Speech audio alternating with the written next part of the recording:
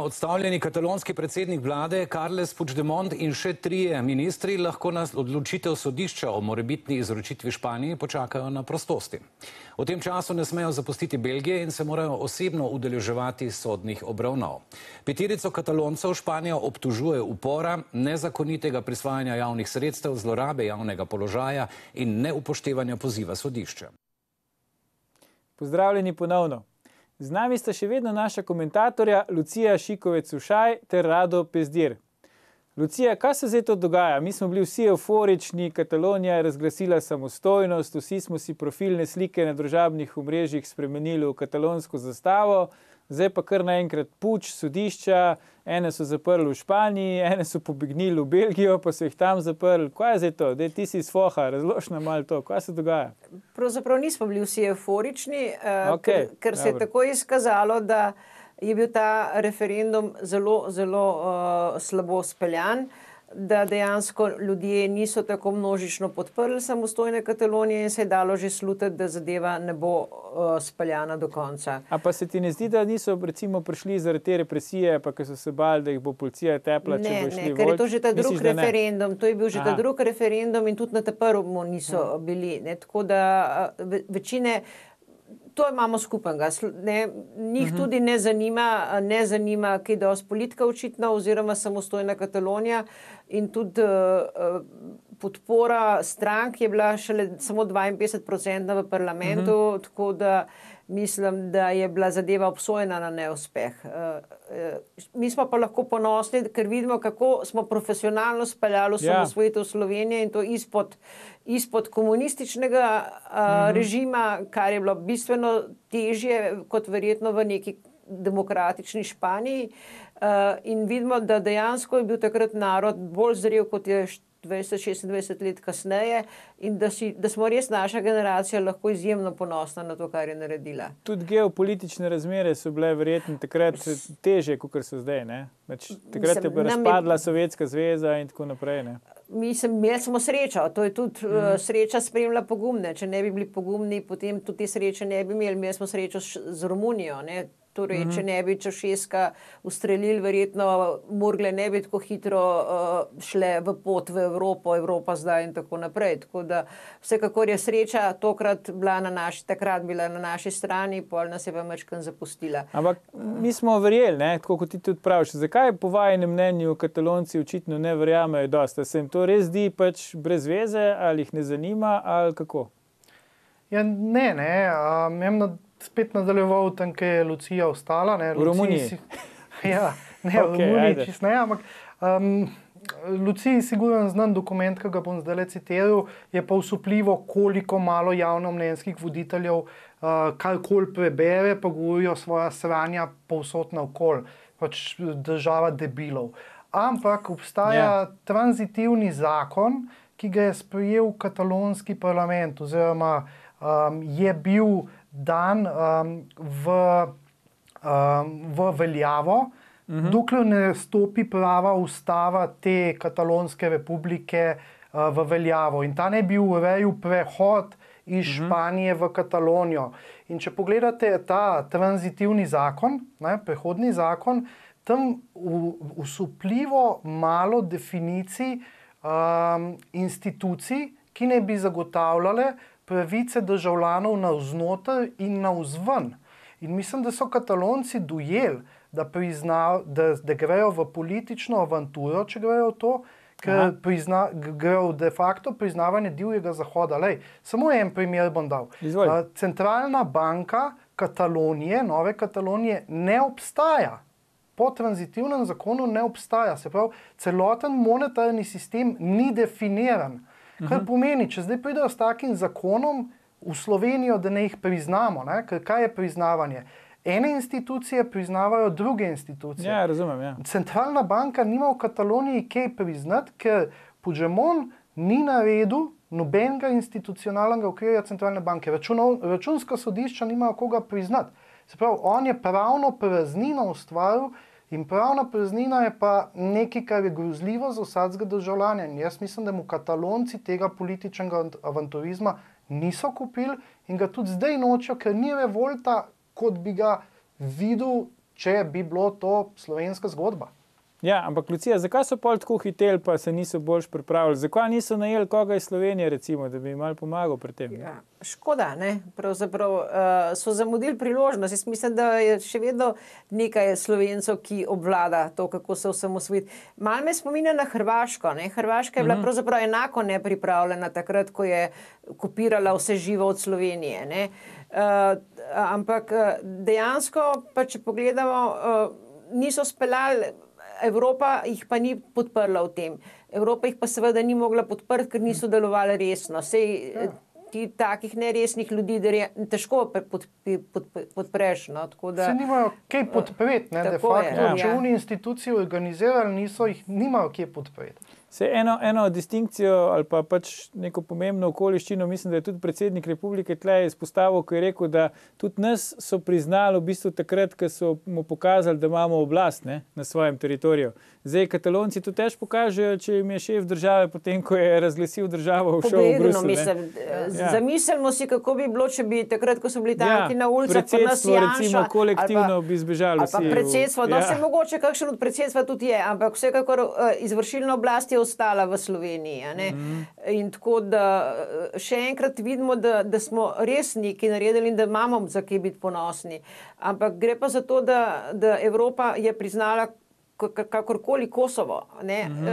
Za razliko od Katalonije pa je Kosovo imel te inštitucije, ker jih je obhranilo še iz avtonomne pokrajine Srbije.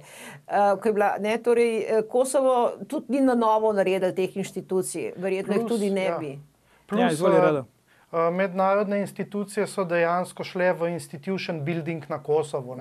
Je bilo načrtno, da se bo zgradila ustava, institucije in je bil mednarodni konsenz zaradi tega, ker Kosovo v tistih okoliščinah sam ni mogel izgraditi institucionalnega okolja.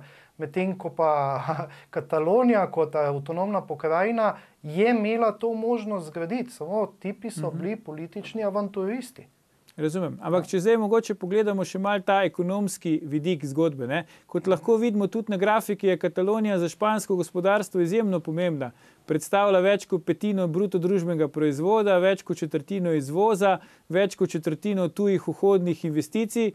Potem rado verjetno lažje razumemo, ne? Zakaj pač Španci si toliko prizadevajo, da jih ne bi kar pustili, da grejo, ne? Po svoje. Španci imajo po moje drugačne politične motive, ki nadigrajo ekonomske motive. Ne? Se pravi, misliš, da denar ni tukaj odločilen faktor? Zagotovo ne do te mere, kot je vprašanje še ene 3 regij, ne? Recimo Galicije, Baskije, Andaluzije, ne? Ki grejo lahko jutri na to pot, ne?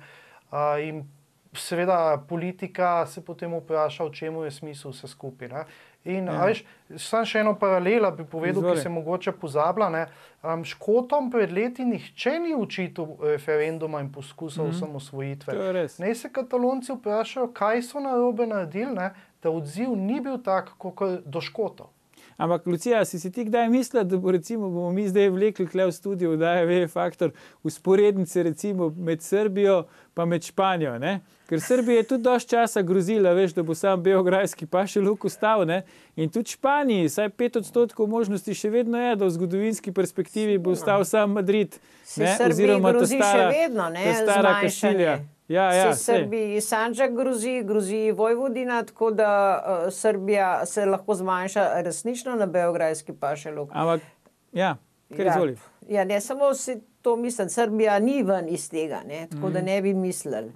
Dobro, dokler je Vučić, imajo tam drugačno zgodbo. Ampak zakaj recimo po vajinem mnenju ni prišlo, to bi še rad razčistil, preden gremo naprej, zakaj ni prišlo do tega refleksa, recimo, kot se spomnimo, ne, tistega slavnega Miloševićevega, ki je prišel ven na dvorišče pa rekel, ko vas bije, niko ne sme, da vas bije. Ne? V Kataloniji smo imeli te prizore, cela Evropa, cel svet je to gledal na dan referenduma, tisto nasilje španske policije. Zakaj po vajinem mnenju ni vzklila ta iskra, da bi pa ljudje pol rekli, evo, zdaj pa tudi to, gremo do konca? Aljuš, koliko zdaj v zgodovino hočeš priti? Ja, lej, tukaj da bomo do koncu daje povedali, zakaj je to bilo. Lej, bom samo hit povedal, situacije so različne. Po padcu Jankovića, ki ga je de facto naredil Stambolić, je v Srpski komunistični partiji popolnoma zgubila tla pod nogami nacionalna struja. Ampak ta nacionalna struja je tam vedno živela. Oprosti, Rado, to vemo. Mene zdaj zanima, zakaj v Španiji ni do tega prišlo. Ne? Zaradi tega, ker ni bilo enotne španske politike, v kateri bi bila na primer ena nacionalistična struja. Katalonija je politično diverzificirana. Ne? V Kataloniji nimaš enopartijskega sistema, ki povzroči zaradi nacionalnega vprašanja razpad partije. To je res, oni se hvalijo s tem, ne, da koliko 70% ima enega od staršev, ki ni Katalonc, ampak očitno je to pol prej minus, ne, pri tem bildanju nekega nacionalnega ponosa pa zavesti, ko pa plus. Ne. Sigurno.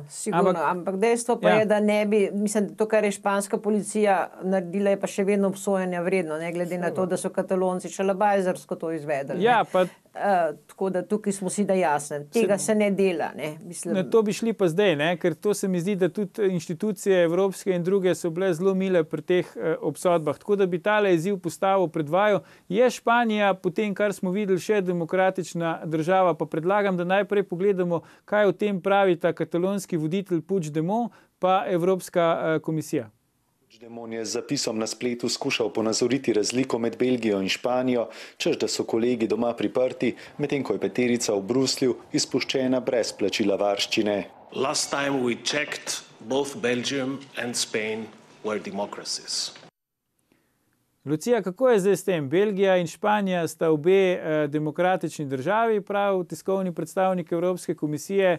V Španiji so oni zaprti, ta pa šeta tam po Bruslu. In pač... Bistveno razlika. Ne? V Španiji so verjetno zaprti zaradi ponovitvene nevarnosti. Ne vem, da bi še enkrat razglasili samostojnost. Ne vem, zaradi česa so jih priprli, pravzaprav iskreno. Ampak razmišljam, pripor je ponovitvena nevarnost, je eden od razlogov, begosumnost je druga. Ne? Torej, begosumen je Puigdemont definitivno, a ne, ne samo da je begosumen, ta je dokazano begosumen, ampak seveda Belgije, kam pa če iti? Mislim, njega vsaka država ga je dolžna po evropskem zapornem oziroma pripornem nalogu, ga je dolžna izročiti Španiji. In tako ga bo pač tudi Belgija izročila Španiji. Verjetno pa si bojo spogajali, da ga ne bojo priprli, ker bojo probali zadeve bolj civilizirano speljati. Ja, ampak zdaj med nami tremi, ne? Kdo bi si želel pobegniti v Belgijo, mislim? Iz Španije, recimo. Ne? Migranti. Dobro, ampak iz Španije, Lucija, iz Španije, veš, ali pa iz Katalonije. Tudi migranti. Ja, ne vem. Rado, kaj ti praviš? Se pravi, tisto uvodno vprašanje, ki smo ga imeli na začetku oddaje, Puč ali Republika, zdaj vidva se bolj nagibata, da bo zmagal Puč, se pravi ta interpretacija, da je šlo za Puč, pa ne bo Republike. Ja. Ampak potem bo sploh še ostala Katalonija, ker ko enkrat ukinejo samostojnost, mislim avtonomnost, ali se bo to še kdaj vrnil, ali bo šlo v bistvu celo nazaj, retrogradno? Jaz mislim, da avtonomnost se bo vrnila, zaradi tega, ker so zdaj povozili za vsemi temi ukrepi katalonsko ustavo, so jo mogli v centralni Španiji dejansko suspendirati, zaradi tega, ker so jo te negirali. Ne? In bo zagotovo vrnjena nazaj, ne? To ni dvom. Ampak v tem, ker niso zgradili institucionalnega pristopa in so dejansko naredili državni udar Puigdemont in prijatelji, ne? Je pa logično, da se on znajde v situaciji, ko ne more govoriti, da ni demokracija, ampak je Puig delo. In problem, se je Puigdemont, veš, to je logično, da dela Puig. In problem, ki ga je on naredil Kataloncem, je strašljiv, ker jim je siguren neodvisnost premaknil za par desetletij naprej. Ok, ampak Lucija, izvoli, boš lahko, ampak vse tole še, če boš pol, ko boš končala, še tole mogoče komentirala. Zdaj imajo regionalne volitve, ne? Puigdemont je že rekel, da bo tudi na njih kandidiral. Kaj se je zgodilo, če v slučajno spet dobil, ne? Mislim, da ne bo. Jaz težko verjamem, da bo nek narod izvolil človeka, ki izbežal takrat, ko bi v bistvu moral stati tam in reči, kot si rekel, a ne kot jim konc koncev Milošević rekel, tega naroda se ne sme pretepati. To bi se pričakovalo od nekoga, ki je voditelj. Vse jaz kot ženska, zdaj bom pa rekla, kot ženska bi pričakovala od nekega voditelja, od nekega moškega, ki vodi državo, da se postavi in stoji za svojimi stališči. Ne pa, da stegne prav bojazljivo pred priporom in pusti narod sam. Ja, niso vsi tako, kot mi slovenski moški, veš, Lucija. Ja, Katalonci so najbolj referenco bedakov. Nima nivo dvigano, tole ni nič. Se je sama rekla, ni ona kot ženska bi pričakovala od moškega, veš. Kdo pa se ti slovenskega upisuje? Ja, jaz sem mislil, da ima Slovence... Ti nisi bral v šoli, ali kaj je zdaj to? Ja, sem bral, ampak razvoj gre naprej, ne. A veš, mi smo s klanca prišli v samostojno državo. Pa iz 11. šole. Oni so pa iz Katalonije zbežali v Bruselj, ne. Evo, smo malo na humorno noto zaključili. Jaz bi se vam najlepše zahvalil za današnje gostovanje v oddaji, ne. Pač bolj ali manj enotno mnenje gremija oddaje VV Faktor je, da zaenkrat Katalonija ne bo samostojna, ostaja pa pač ponudba, da če bo kdaj se resno lotili tega projekta, da pokličejo koga od tukaj, ne, ker pa vemo, zakaj gre in kako se to dela. Spoštovane gledalke, cenjeni gledalci, po oglasih pa si bomo pogledali, kako je misteriozna in razvpita Denise Dame presenetila Denisa Avdića.